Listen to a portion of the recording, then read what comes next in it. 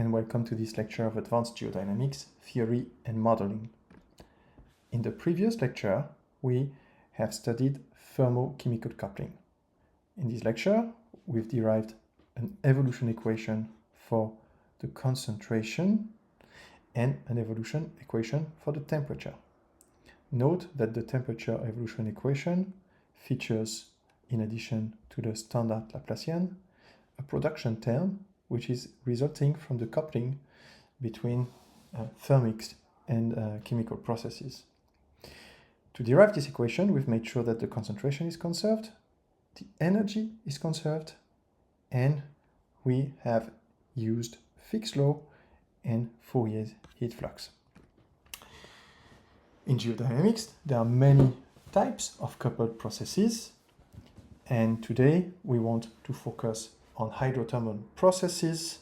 These are particularly relevant when one wants to predict how temperature and fluid pressure evolves in the fluid surface and how variation of permeability, for example linked to fault, affects fluid circulation in the subsurface.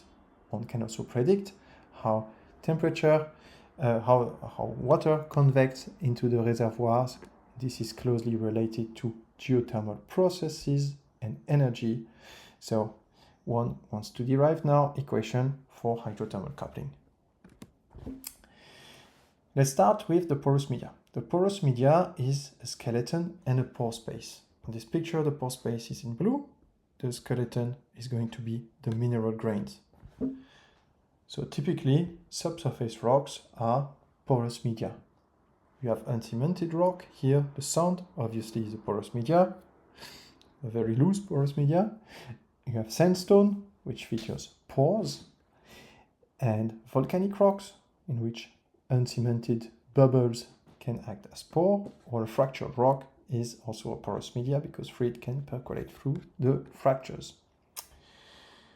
So the skeleton is typically the network of grains or the block of rocks. This skeleton can be solid or deformable, can be elastoviscoplastic. In the following, we will consider that the skeleton is solid, undeformable.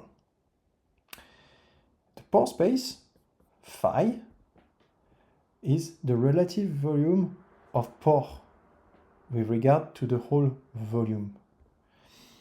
So if we look at the mass of fluid in intensive unit, so the mass per volume, it will be the density of the fluid times the porosity, the relative fraction of fluid in the volume.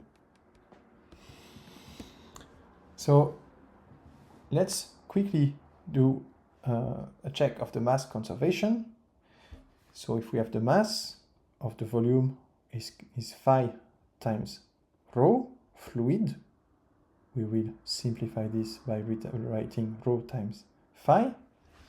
The mass conservation law should be stated as the partial derivative of rho phi plus the divergence of rho phi v equal to 0. Let's expand using the product rule this divergence term, and one generates three terms because it's the divergence of the product of three terms. We can recast this expression and we can factor phi on one side, and we have phi factor of d rho dt plus v gradient rho. Here we have another term where we can factor rho, and we have rho factor of d phi dt plus v gradient phi, plus a third term left, phi rho divergence v. Let's now use the definition of material derivatives.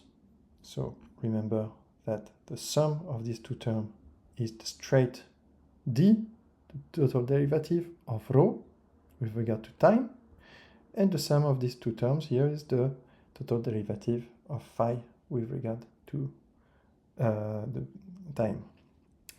So we have phi d rho dt plus rho d phi dt plus phi rho divergence of v equals 0. Now, if and only if porosity does not change, d phi dt will disappear from this equation. So we end up with phi d rho dt plus phi rho divergence of v equals 0. One can simplify phi out of this equation for the time being, and we end up with the mass conservation equation in Lagrangian form, the same as we've been using before. Now, so we have the rate of change of density and the velocity on that side. Now let's recall the porous media. In the porous media, the flux is actually scaled by the porosity. So when one would define a flux, we have to use the relationship that flux is phi times v. So if one wants to substitute v by the actual flux into this expression, one needs to write qf divided by phi. Let's now multiply everything by phi, and suddenly we have phi standing in front of d rho dt plus the divergence of a flux here. So this will be one of the equations of interest for today. What's more, in the porous media is that the pore space and the skeleton may interact in a chemical way. So you can have chemical reactions, free rock exchange, processes like dissolution, precipitation, and so in the porous media you can have very complex interactions. We will not consider this in this current lecture. One thing to know about the porous media is that the pore space can be connected, and if there is an efficient connectivity of the pores, the fluid can be transferred across the volume. So you would see here an injection of fluid into the porous media, and the fluid may be traveling through the porous media. Imagine that the fluid can carry the energy. In this case, you already get a hydrothermal coupling. So in the connected, if we have connected pore space, we can talk about Darcy flow, and in this case the fluid flow rate is proportional to the pressure gradient.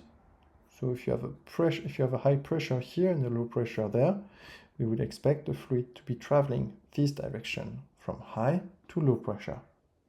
So this should recall you some memories, because you can see now the analogy with heat flow. Remember that the heat was flowing from the high temperature to the low temperature, and this should also bring you memories back from last week's lecture, where the concentration is also being traveling where concentration is moving from high to low concentration. So we are going to have a similar process here. We want to construct now the equations that predicts the evolution of temperature and pressure. So we need to construct these equations, and they should be thermodynamically consistent. So what are we going to do now? We're going to use the energy conservation, as we've been doing all the time, and the mass conservation. Remember that the mass conservation, if there is no pore deformation, or if phi is constant, can be written this way, or if we make qf appear, there will be a phi here standing in front. Also, the entropy should be produced, so this equation is left untouched for the time being. Let's start with the entropy check. So we start from the point of last week with du equal TdS plus mu dc, and we do not neglect dV this time, so minus PdV is in this equation.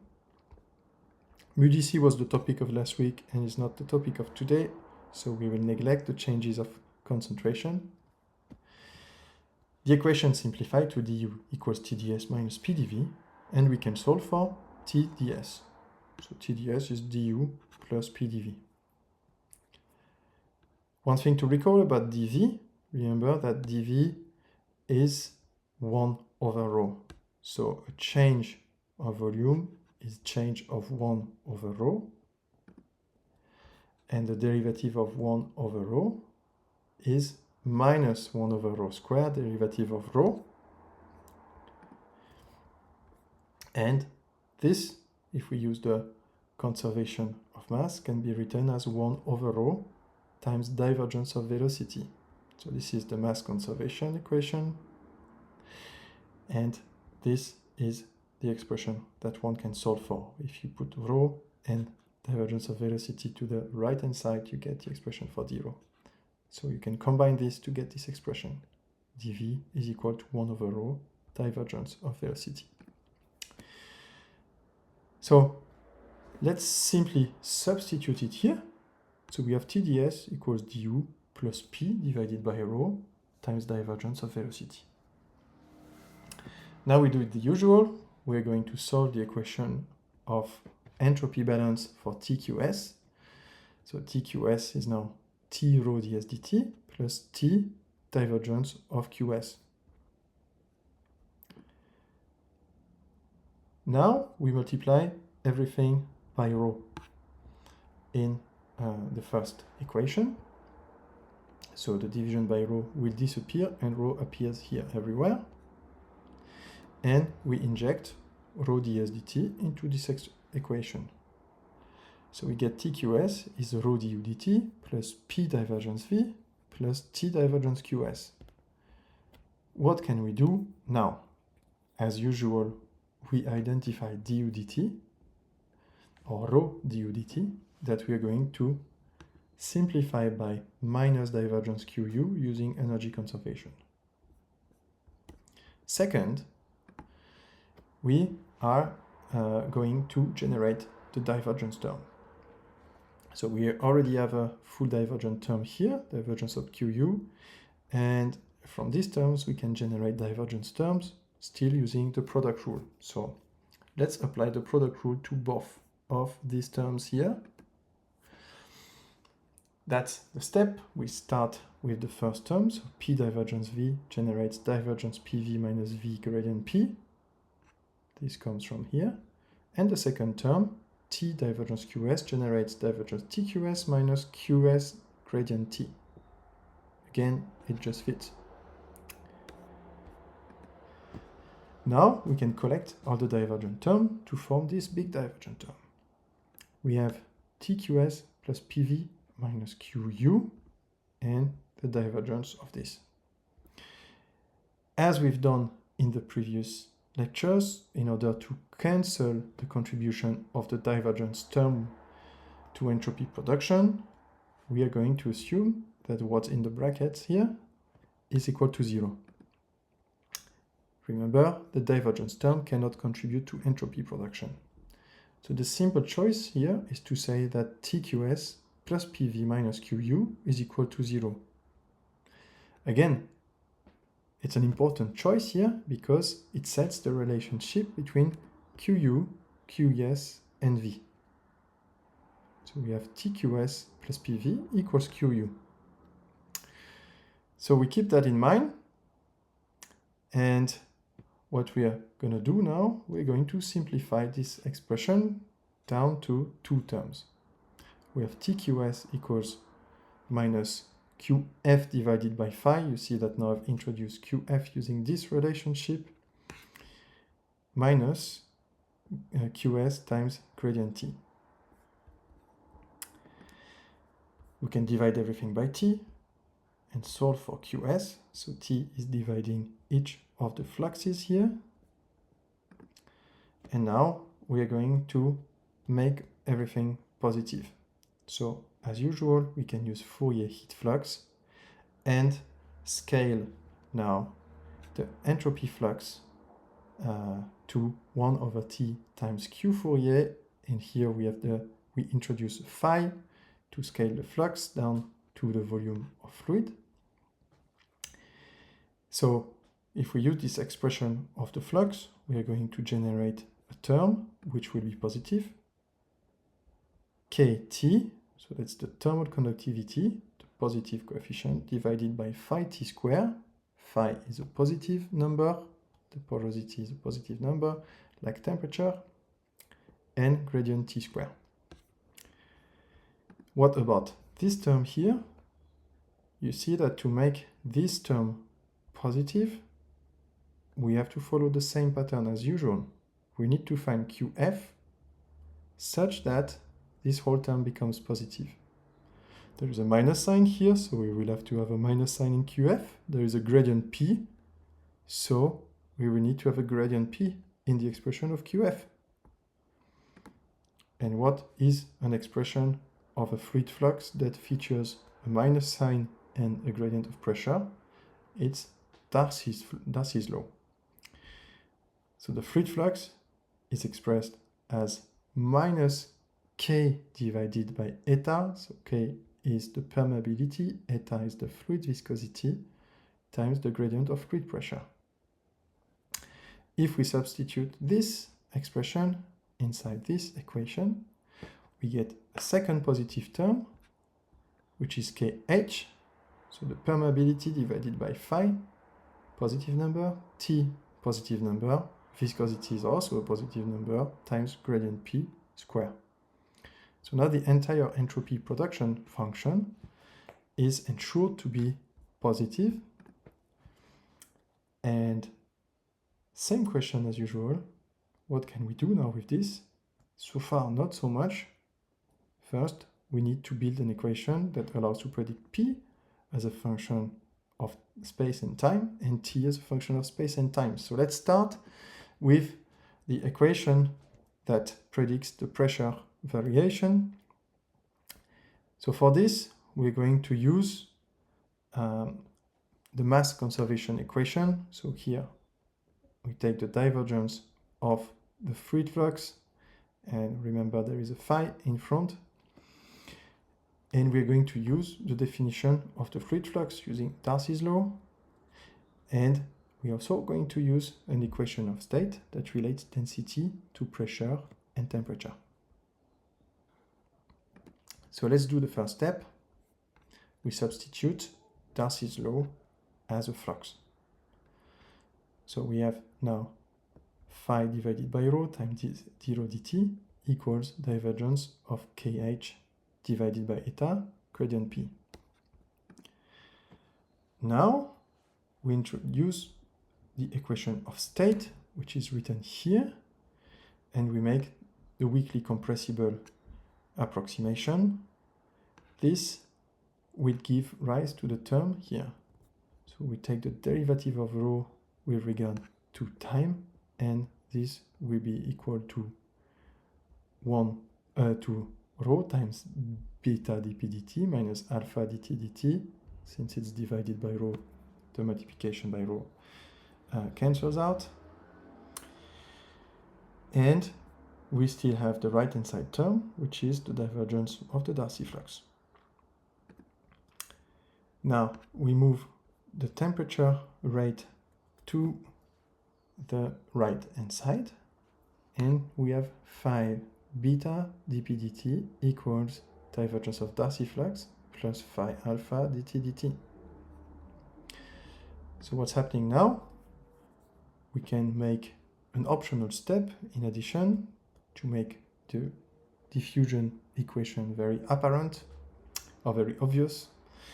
We will assume that k over eta is constant in space, and this gives rise to the Laplacian of P. So we have the pressure rate and the Laplacian of P. So now we want to derive the expression for the temperature evolution equation. Remember that temperature is not a conserved quantity, so we cannot start with a conservation equation for temperature. This doesn't exist. We are going to start instead from a Balance law of entropy. The additional components we are going to need is the differential of entropy as a function of the differential of temperature and pressure, the entropy production term, the entropy flux, and the expression of V or the Darcy flux. So let's start by substituting the S dt using the differential here. So we now have rho Cp over T dt minus alpha dp dt equals minus divergence of Qs plus big Qs. Now we can introduce the entropy production terms that are sitting on the right hand side. And since we have a lot of division by T, we multiply both the right hand side and the left hand side by T.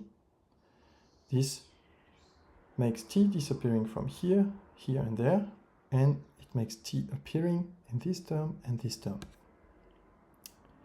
Now we have T divergence Qs plus Qs gradient T. Again, we can identify that this is the divergence of TQS using the product rule. This simplifies greatly the equation, and we can now take the step and introduce the expression of Qs and V. So the introduction of Qs produces this term, Kt divided by phi, gradient T, and here Kh divided by phi divided by eta times divergence of P, gradient of P to the power 2. Now we can solve for rho Cp dt dt, which means we basically push this term to the right hand side, and we now have an equation for the change of temperature. Optional, we can assume that conductivity and porosity are constant, so they can fly out of the derivative, and this generates a Laplacian for temperature. So this is absolutely optional here and does alter the prediction power of the code, but it makes the Laplacian operator appear, which may be familiar to some of you. Now we multiply everything by phi. So the divisions by phi will disappear, and the phi will appear on this term and as a product of this term too. That's our equation now for temperature evolution. It includes the Laplacian of T. It includes a viscous dissipation term linked to the diffusion of the fluid pressure, and an adiabatic heating term, which we already have met in the previous lectures. So far we have this equation, and you see that this equation, it only knows about the fluid which is in the volume of the pore. We have this phi times rho times Cp times dt dt. So far we don't account for the effect of the solid skeleton on the temperature evolution. This can be done by accounting for the fraction of solid, 1 minus phi, as well as the solid's material property, but it's out of the scope of this lecture. So altogether, we've derived the equation for the diffusion of the fluid pressure, including a coupling term here, and an equation for the evolution of temperature, including the Laplacian of T, but also a production term and an adiabatic heating term. So with this equation, one can study hydrothermal convection and can, for example, model how flow is taking place in basins and how geothermal reservoirs are evolving in time and space. Thanks a lot for your attention.